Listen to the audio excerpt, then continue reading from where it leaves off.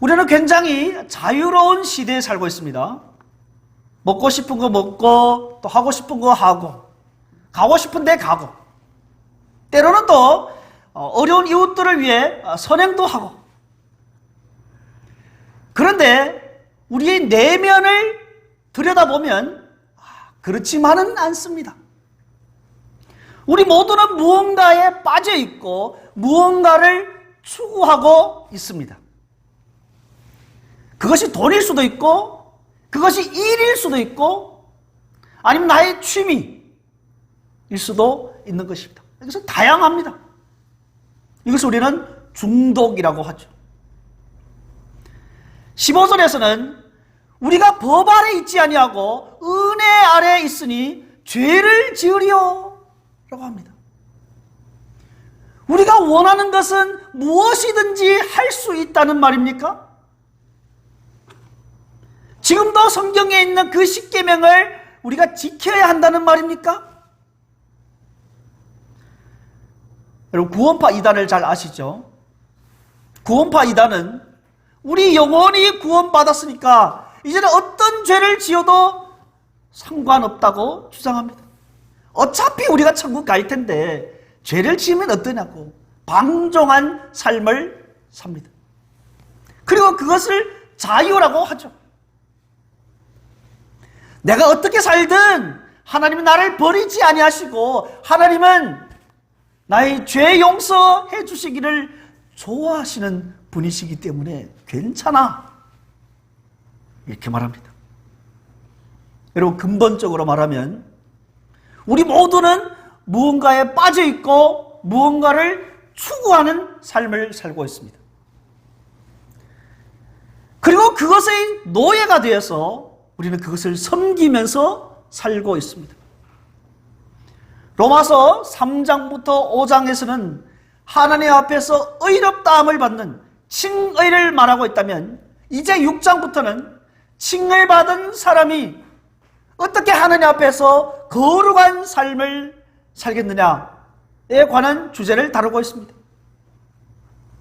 참으로 칭의 받은 사람이라면 칭의 받은 그 순간부터 크든 작든 변화가 일어납니다. 변화의 정도는 다르지만 생명이라는 관점에서는 본질상 똑같습니다. 그러나 전혀 삶의 변화가 없고 아무런 예수 생명이 약동하지 않을 때는, 그럼 과연 내가 칭의받은 사람인지 질문해 볼 필요가 있습니다.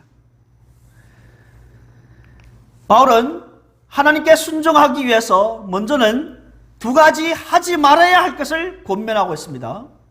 12절에서는 죄가 너희 몸을, 죽을 몸을 지배하지 못하게 하라. 두 번째 13절에서는 너희 지체를 불의의 무기로 죄에게 내주지 말아라. 먼저 12절을 볼까요?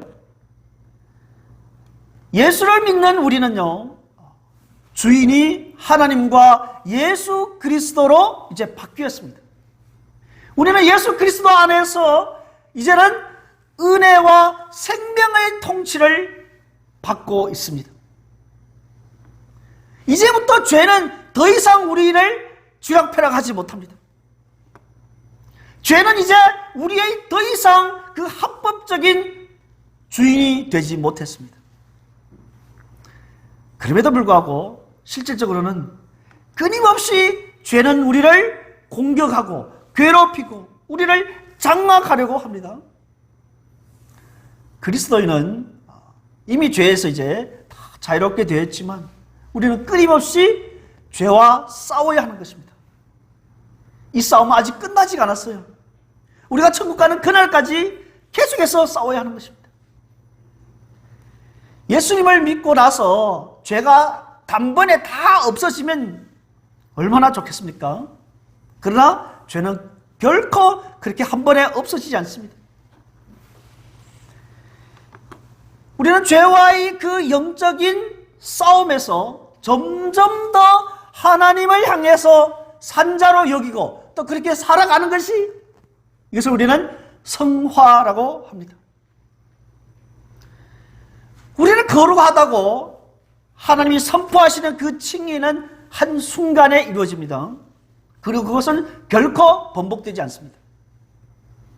그러나 우리가 하나님을 향해서 점점 더 거룩해져가는 이 성화의 과정은 단번에 어떤 갑작스러운 그 체험을 통해서 이루어지는 것이 아닙니다. 우리의 삶은 영적인 싸움이라는 것을 기억하셔야 할 것입니다.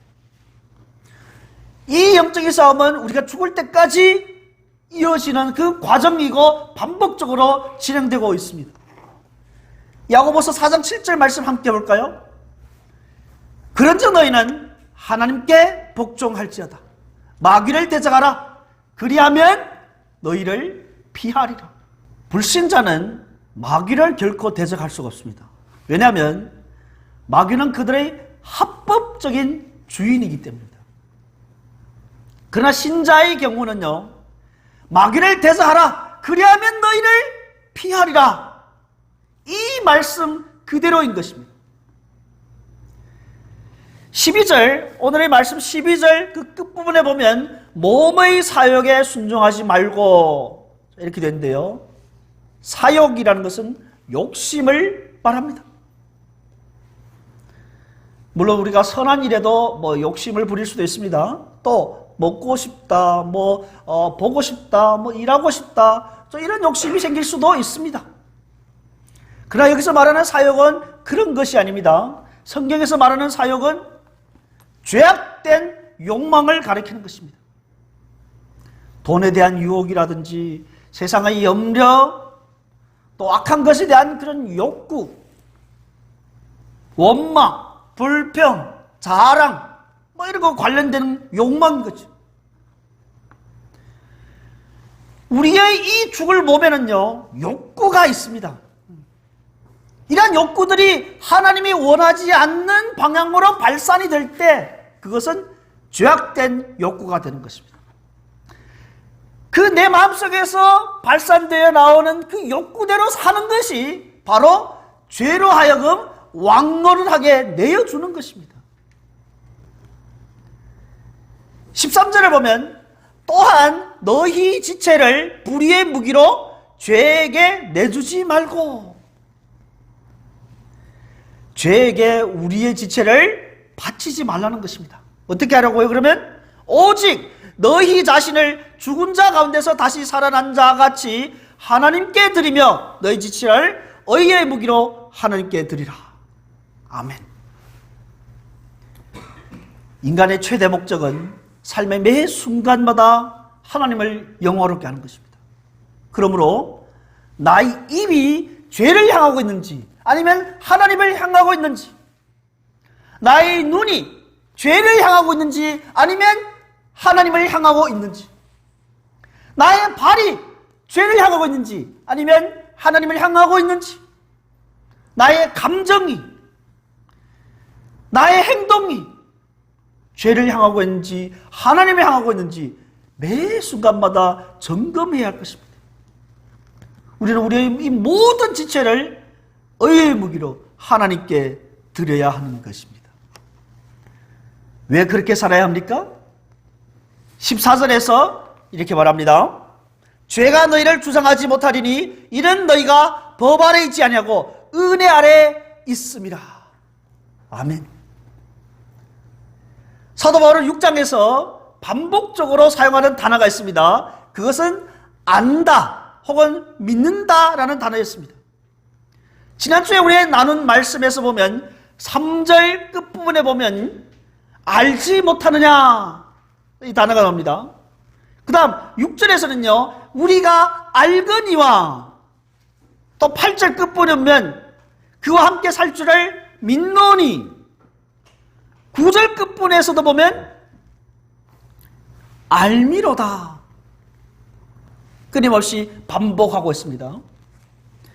만약 예수를 믿고 있음에도 불구하고 계속해서 죄를 짓고 있다면,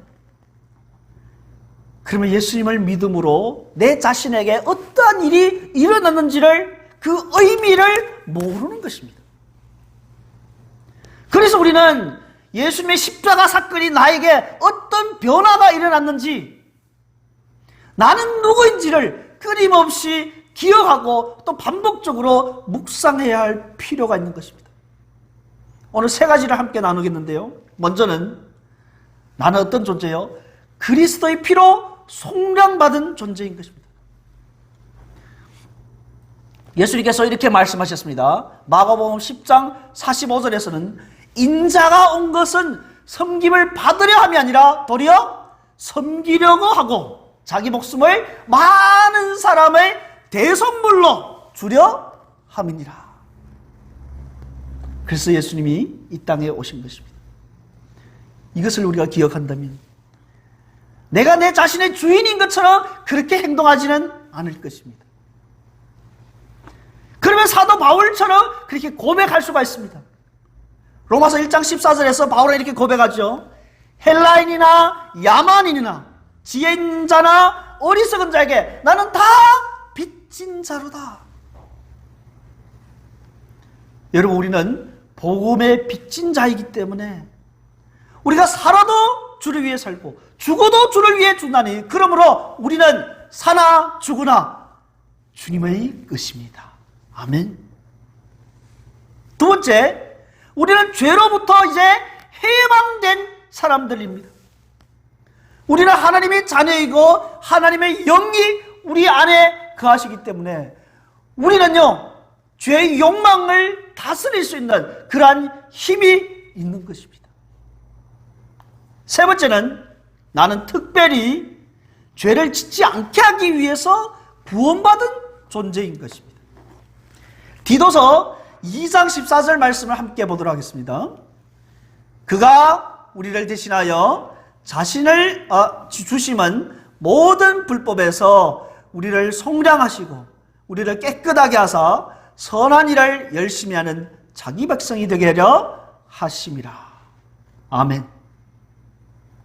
예수님이 당한 모든 고난은 바로 이를 위한 것입니다. 우리가 죄에 불복하게 된다면 사실은 이 예수님이 우리를 위해 하신 이 모든 것을 망각해버리는 것입니다. 만약에 예수님이 우리를 위해 하신 이 사실들을 알면서도 죄를 짓고 과거의 그 방식대로 살아간다면, 그렇다면 우리는 복음을 알지 못할 뿐더러 나의 옛 자아도 십자가에 못 박히지 않았다는 것을 증명하는 것입니다.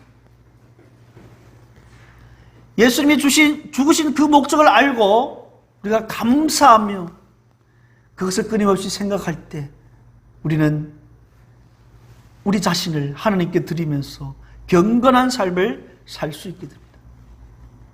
우리가 죽은 자 가운데서 다시 살아난 자임을 알기 때문에 우리는 우리 자신을 하나님께 드리기를 갈망하고 또 그걸 기뻐합니다. 하나님의 은혜는요, 우리에게 하나님의 그 기준을 보여줄 뿐만 아니라 우리가 하여금 하나님 위해 살아갈 수 있도록 그런 능력도 제공해 주는 것입니다. 우리는 더 이상 율법 아래 있지 않고 은혜 아래 있기 때문에 우리는 죄를 멀리하고 그리스도의 충만한 분량에 이르기까지 우리는 자랄 수가 있고 또한 자라가야만 하는 것입니다.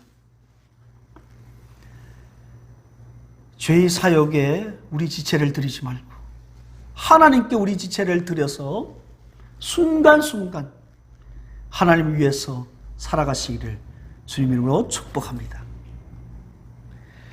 15절에 보면요, 그런즉 어찌하리요 우리가 법 아래 있지 아니하고 은혜 아래 있으니 죄를 지으리요? 라고 했습니다. 예수님께서 우리의 죄를 다 해결해 주셨기 때문에 누구든지 예수님을 믿기만 하면 하나님 앞에서 의롭게 된다는, 의인이 된다는 그 선언을 받습니다. 그리고 우리는 주님을 바라보는 그 마음으로 죄를 멀리하고 하나님 말씀에 순종하면 그렇게 하나님 말씀에 순종할 수 있는 능력이 우리 안에 있습니다. 예수님이 손마른 사람을 회당에서 만났습니다. 그래서 그 사람을 향해서 손을 내밀라라고 말씀하셨습니다. 그런데 그 환자는요, 손이 말랐기 때문에 내밀 수가 없습니다. 예수님이 이를 모를 리가 없죠. 그런데도 그를 향해서 손을 내밀라라고 말씀하시는 것입니다. 여러분, 만약에 예수님이 우리를 향하여서 그렇게 말씀하신다면 우리는 어떤 반응을 보이겠습니까? 주님, 저는 손이 말랐어요. 마비되어서 움직이지 못합니다. 주님 모르십니까? 놀라운 것은요, 그 사람이 주님 말씀에 순종해서 손을 내밀으니까 그 순간에 마른 손이 회복된 것입니다. 여러분, 주님의 말씀은 명령임과 동시에 능력인 것입니다. 우리가 순종하면 하나님의 기적을 체험하게 되는 것입니다. 그러므로 은혜 아래에 있다라는 것은 이제 칭의의 그 은총으로 하나님의 백성이 되었을 뿐만 아니라 이제는 하나님 백성으로서 거룩하게 살 수 있는 힘도 우리 속에 있다라는 것입니다. 그러니 우리의 대답은 2절에 나오는 그 대답처럼 그럴 수 없느니라, 우리는 그렇게 외칠 수 있습니다. 우리는 이제 죄의 노예가 되거나 하나님의 일꾼이 되거나 이 둘 중 하나를 선택해야만 하는 것입니다.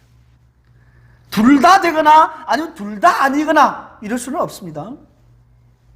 모든 사람은요, 이 두 주인 중에 이 주인 아니면 저 주인을 섬기게 되어 있습니다. 예수님께서 이렇게 말씀하셨습니다. 마태복음 6장에서 보면 한 사람이 두 주인을 섬기지 못할 것이니 혹 이를 미워하고 저를 사랑하거나 혹 이를 중히 여기고 저를 경히 여깁니다. 너희가 하나님과 재물을 겸하여 섬기지 못함이라. 아멘.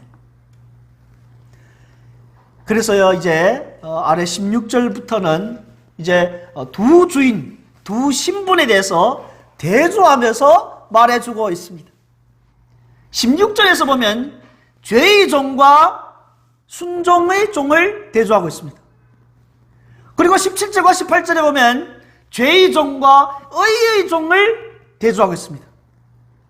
그 아래 20절부터 22절에 보면 죄의 종과 하나님의 종을 대조하고 있습니다. 먼저 바울은 모든 사람은 자유롭지 못한다고 말하고 있습니다.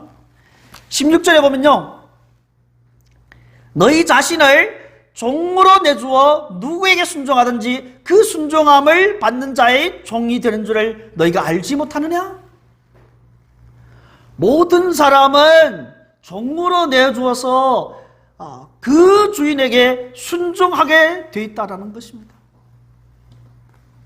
모든 사람은 누군가를 아니면 그 무엇인가를 섬기고 있습니다. 우리 모두는 자신이 인생에서 가장 중요하다고 여기는 것이 있습니다. 그러면 그 가장 중요한 것이 바로 그 사람이 섬기고 있는 것입니다. 그것의 종이 되고 또 그를 섬기고 그것이 그 사람의 주인이 되는 것입니다. 예를 들면 권력을 추구하는 사람은 권력의 지배를 받게 되고 명예를 추구하는 사람은 명예의 지배를 받게 되고 우리 모두는요 스스로를 내 자신을 제어하지 않습니다. 우리 인생의 주인이 우리를 다스리는 것입니다. 바울은 이 두 가지 신분을 기원과 그리고 성장 과정과 그리고 그 결과의 관점, 이 세 가지 관점에서 비교 대조하고 있습니다. 먼저 기원에 대해서 볼까요? 17절에 보면요, 너희가 본래는 뭐라고요? 본래 죄의 종이더니. 우리의 기원, 본래는 죄의 종으로 태어났다고 합니다. 반면에 하나님의 종이 되는 것은 회심할 때, 그때 일어나는 것입니다. 17절에서 너희에게 전하여 준 바 교훈의 본을 마음으로 순종하여. 자, 이 말씀을 우리가 하나하나 뜯어보도록 하겠습니다. 교훈의 본. 교훈의 본은 바로 복음을 말하는 것입니다. 그리고 마음으로, 진리의 말씀이 우리 마음에 확신을 주고 우리 마음에 영향을 끼치는 것입니다. 우리가 복음을 깨닫고 나면 이제 나에게 가장 중요한 것은 바뀌게 되는 것입니다. 우선순위가 바뀌게 되는 것입니다. 그리고 마음으로 어떻게 해요? 순종하여. 복음이 우리 마음속에 뿌려지고 우리 마음을 파고들게 되면 우리 마음속에 참된 변화가 일어나는 것입니다. 그러면 우리는 믿어서 순종하게 되는 것입니다. 그래서 뭐요? 17절 이렇게 시작하죠. 하나님께 감사하리로다. 이 모든 과정은 하나님의 은혜로만 가능한 것을 알기 때문에 하나님께 감사하고 하나님께 영광 돌리는 것입니다. 17절 말씀을 요약하자면 우리는 남에서부터 죄의 종이 되었고 그리고 그 상태로 살아갑니다. 그러나 하나님의 은혜가 우리 마음속에 복음을 기꺼이 받아들이게 하고 우리는 새롭게 거듭나게 됩니다. 그래서 하나님의 종이 되어서 우리의 전인이 이제 새로운 삶을 살게 되는 것입니다. 두 번째는요, 죄의 종과 하나님의 종은 그들이 성장하는 과정을 보면요, 굉장히 흡사합니다. 19절 말씀 함께 보도록 하겠습니다. 너희 육신이 연약함으로 내가 사람의 예대로 말하노니 전에 너희가 너희 지체를 부정과 불법에 내주어 불법에 이른 것 같이 이제는 너희 지체를 의에게 종으로 내주어 거룩함에 이르라.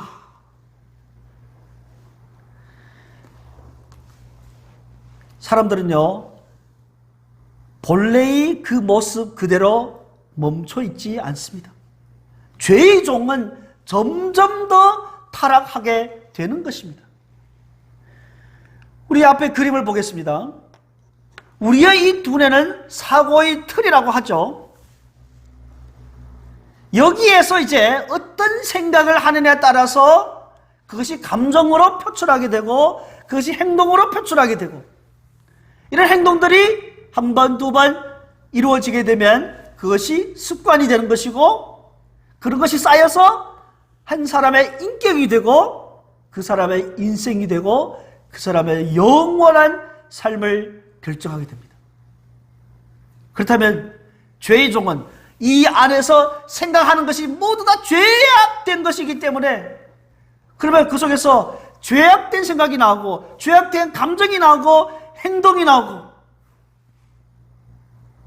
그러한 것이 쌓여서 죄악된 습관이 되고 그 사람의 인격이 되고 인생이 되고 영원한 파멸로 가게 되는 것입니다. 지난 주중에 여러분 뉴스를 보셔서 아시겠지만 대구에서 그 변호사 사무실이 폭파하는 그 사건을 보셨잖아요. 얼마나 끔찍합니까? 하루아침에 7명의 그 생명을 빼앗아갔습니다. 그 중에는 금방 결혼한 그 여자분도 있었다고 합니다. 그 가족은 얼마나 마음이 아프겠습니까? 이 죄악된 생각으로 갖고 있으니까 결국은 파멸로 가게 되는 것입니다. 그런데 이런 과정은요, 하나님의 종이 성장하는 과정도 똑같은 것입니다. 19절 후반부에서는 의에게 종으로 내주어 거룩함에 이르라. 우리가 이 사고의 틀에서 이 진리의 말씀으로 가득 찬다면, 하나님 말씀으로 여기에 가득 찬다면, 그러면 그에서 생각이 나오고 하나님 말씀에 의해서 감정이 표출되게 되고 하나님 말씀에 의해서 행동하게 되고, 그것이 우리 습관이 되고 우리 인격이 되고 우리 인생이 되는 것입니다. 그러면 우리는 영원한 소망을, 영원한 나라를 소망하게 되는 것입니다. 우리가 진리에 따라서 행동하게 되면 우리의 인격도, 우리의 의지도, 우리의 습관도 모두 경건한 삶을 살아갈 수 있는 것입니다. 19절의 말씀은 우리가 어떻게 죄로부터 자유하고 그것을 누리면서 살 것인지를 말씀해 주고 있습니다. 일상 속에서 우리는 하나님을 나의 최고의 선으로, 나의 주인으로 섬길 수도 있고, 아니면 또 하나님 외에 다른 어떤 것을 나의 최고의 선으로, 나의 주인으로 섬길 수도 있습니다. 예를 들어볼까요?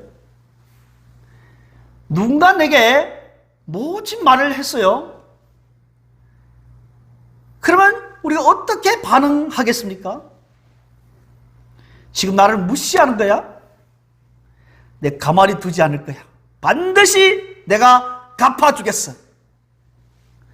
자, 이렇게 생각하고 행동하게 되면 굉장히 거친 말투로 대응하게 될 것입니다. 반면에 주님을 기뻐하고 또 하나님을 영화롭게 하는 것이 내 삶의 전체를 나를 지배한다고 생각해 보십시오. 그럼 어떻게 대응할까요? 그래, 내가 꼭 해결해야 할 나의 부족한 점을 지적해 줬군요. 비록 나는 부족하지만 그래도 나는 하나님의 정의만큼 하나님이 예수 그리스도 안에서 나를 이미 다 용서해 주셨어요. 그러면서 나에게 진정한 잘못이 있다면 하나님께 회개하게 될 것이고, 또 나의 잘못을 지적해준 그 사람에게도 부드럽게 대화할 수 있게 될 것입니다. 물론 우리는 하나님 앞에서 한없이 부족한 사람들입니다. 우리는 죽을 때까지 이런 것들을 훈련해야 하고 성장해 가야 하고 성숙해야만 합니다. 매일의 삶 속에서 우리 마음속에서 예수의 생명이 약동하고 성장하시기를 주님 이름으로 축복합니다. 이것이야말로 우리의 신앙이 지향하는 바이고 우리 교회가 지향하는 생명복음 공동체인 것입니다. 세 번째, 20절부터 23절에서 이 두 상태가 가져오는 그 결과는 완전히 다릅니다. 우리가 복음을 전하다 보면 이런 사람들도 만나게 됩니다. 예수를 믿으면 주일마다 교회를 가야 되니 그것이 너무 힘들고 기독교가 나를 올가매는 것 같아요. 난 자유를 원해. 그러면서 기독교를 거부합니다. 이것이 현대인들의 공통점인 것입니다. 그런데 여러분, 잠시 우리 바쁜 일상을 내려놓고 한번 고민해 보십시오. 곰곰이 한번 생각해 보십시오. 겉으로 보기에는 굉장히 자유롭게, 거침없이 내가 원하는 것을 하고 내가 원하는 데를 가고 마음껏 즐기고 자유로운 것 같지만 실상은요, 하나님의 종이 돼서 하나님이 주시는 그 최고의 만족, 최상의 기쁨을 거부하고 다른 무언가를 찾아다니고 그것에 매여서 살게 되면요, 그것의 노예가 되는 것입니다. 21절 한번 보십시오. 너희가 그때 무슨 열매를 거두었느냐? 그 마지막은 뭐라고요? 사망입니다. 왜냐하면 궁극적으로 죄는 우리를 하나님과 영원한 단절을 가져오기 때문입니다. 하나님 말씀에 순종하지 않으면 그 상태로 머물러 있는 것이 아니라 그 자리에는 죄에 내주게 되는 것입니다. 그래서 마음속에 이기심과 탐욕, 교만, 질투, 시기, 근심, 두려움, 이런 것들이 차지하게 되고 그것들이 우리 마음속에서 주인 행세를 하게 되는 것입니다. 하나님 외에 다른 어떤 것을 중요시하고 그것을 섬기다 보면 많은 것이 보상되고 행복할 것 같지만 결국은 자신을 망가뜨리는 것입니다. 하지만 하나님의 종이 되어서 얻어지는 결과는 완전히 다릅니다. 22절 보시면요, 거룩함에 이르는 열매를 맺었으니 그 마지막은 영생이라. 아멘. 하나님의 종으로 순종하는 사람은요, 성령의 열매들이 삶에서 맺히게 되죠.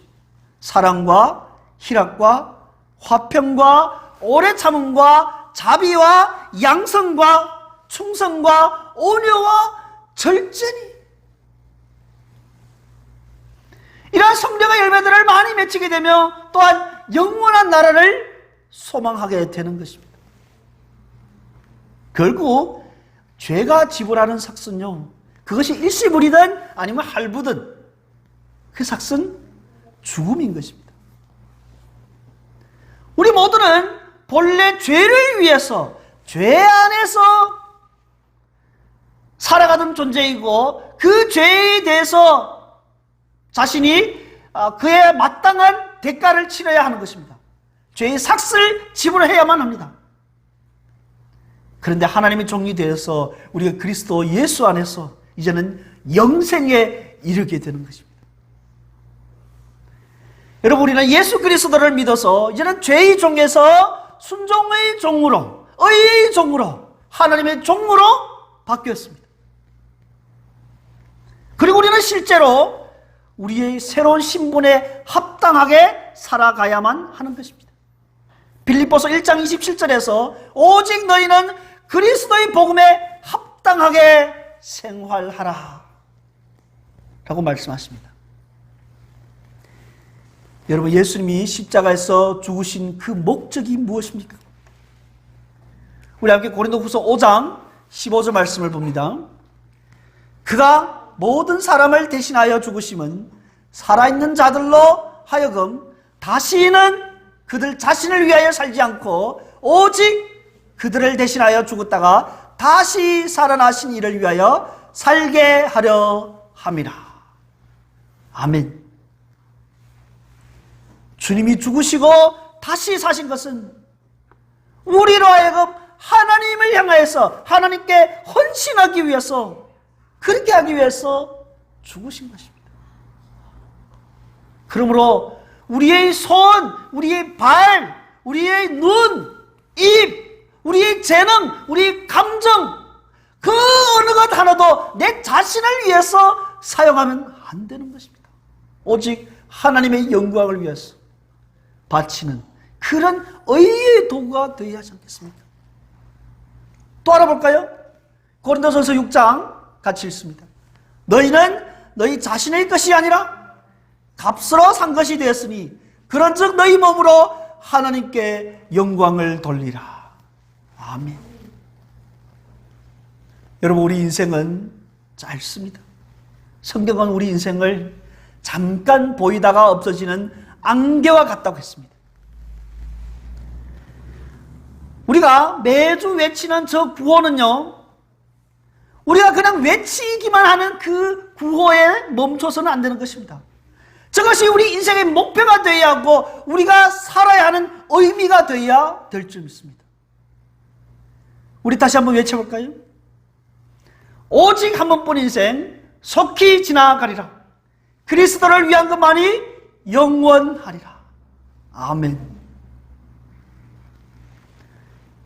여러분, 우리가 이렇게 살았을 때 우리 인생 말년에 가서 우리 자녀들 앞에서 내 한평생 정말 잘 살았어, 의미가 있었어, 행복했어, 이렇게 자신 있게 말할 수 있지 않겠습니까? 우리 지체를 하나님께 의의 무기로 드리기 위해서는요, 우리가 거룩한 삶을 살아야 하는 것입니다. 우리 지체를 죄에 내주는 한 하나님께 헌신할 수가 없습니다. 우리가 어떻게 죄를 짓지 않고 하나님께 헌신할 수 있을까요? 갈라디아서 5장 말씀 함께 읽습니다. 내가 이르노니 너희는 성령을 따라 행하라. 그리하면 육체의 욕심을 이루지 아니하리라. 아멘. 우리가 6장을 돌이켜보면요, 1절에서는 우리가 무슨 말을 하리요? 은혜를 더하게 하려고 죄에 거하겠느냐? 또 15절에서도 우리가 법 아래 있지 않냐고 은혜 아래 있으니 죄를 지으리요? 이렇게 복음을 대적하는 이 바울의 원수들이 바울을 향해서 끊임없이 질문을 던져오고 있습니다. 그리고 이런 질문들은요, 오늘날에도 복음을 거부하는 자들이 우리 귀에 대고 질문하고 있습니다. 심지어는 이 예수 믿는 사람들, 이 기독교 안에서도 이렇게 질문하고 있습니다.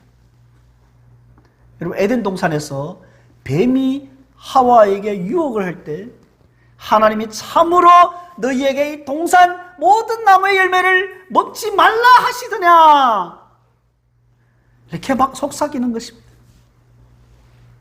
사단은 오늘도 우리 마음속에 너 왜 아직도 죄를 안 짓는 거야? 괜찮아. 죄를 져도 괜찮아. 왜냐하면 너는 이미 하나님 은혜 아래 있잖아. 하나님이 다 용서해 주실 것이야. 괜찮아. 이렇게 막 속삭일 것입니다. 그러면 이러한 질문에, 이러한 속삭임에 우리는 어떻게 해야 할까요? 우리는 그에 격분하고 그럴 수 없느니라. 절대 안 돼. 결코 안 돼. 거부하고 그 자리를 빡차고 나와야 하지 않겠습니까? 그리고 우리는 스스로에게 매일매일 질문하고 답할 수 있어야 되는 것입니다. 너는 누구니? 너희 회심과 세례는 무엇을 의미하는 거야? 너는 그리스도와 연합됐다는 이 사실을 알고 있는 거야? 그래, 나는 내가 누구인지를 확실히 알고 있어. 나는 그리스도 안에서 새 사람 됐어. 나는 그리스도와 연합되었고 하나님 은혜로 오늘도 그의 합당한 삶을 살 거야. 이렇게 답할 수 있어야 되는 것입니다. 여러분, 영원한 생명은 언제나 하나님 주신 선물입니다. 우리가 하나님을 잘 섬겨서 우리가 노력을 해서 얻어지는 것이 아닙니다. 우리가 아무리 하나님 잘 섬긴다 할지라도 우리의 고백은 누가복음 17장 10절 말씀처럼 우리는 무익한 종이라. 우리가 하여야 할 일을 한 것뿐이라. 이런 고백뿐인 것입니다. 여러분, 하나님의 그 영생을 받은 사람은요, 그것을 선물로 받은 자들은 이제는 자신의 그 지체를 의의 무기로 하나님께 드릴 수 있는 것입니다. 바라옵기는 우리 모두가 숨을 쉬고 있는 동안, 숨을 거두는 순간까지 하나님이 기뻐하시는 그 의의 종으로 내 자신을 하나님께 드리고 사시기를 주님 이름으로 축원드립니다. 아멘. 오늘 우리가 함께 나눌 하나님의 말씀을 생각하면서 이 말씀을 붙잡고 주여 한번 외치고 기도하도록 하겠습니다. 주여, 살아계신 하나님 아버지, 주님, 우리를 불쌍히 여겨 주시옵소서. 우리는 하나님 말씀 앞에서 끊임없이 내 자신이 누구인지를 깨닫기를 원합니다. 주의 성령께서 우리를 밝게 비춰주시고 우리를 주장하셔서 충만케 하여서 능히 이 세상의 각종 유혹들을 물리치게 하여 주시옵소서. 사탄아, 물러가라, 물러가라. 이러한 예수님을 본받아서 능히 사탄 마귀의 그 유혹을 이겨낼 수 있는 주의 백성 될 수 있도록 하나님 은혜를 허락하여 주시옵소서. 우리의 눈과 입과 손과 발, 우리 모든 것을 의의 무기로 하나님께 드리며 하나님의 영광을 위해서 살아가는 저희들이 될 수 있도록 은혜를 허락하여 주시옵소서. 감사를 드리며 예수 그리스도의 이름으로 기도드렸습니다. 아멘.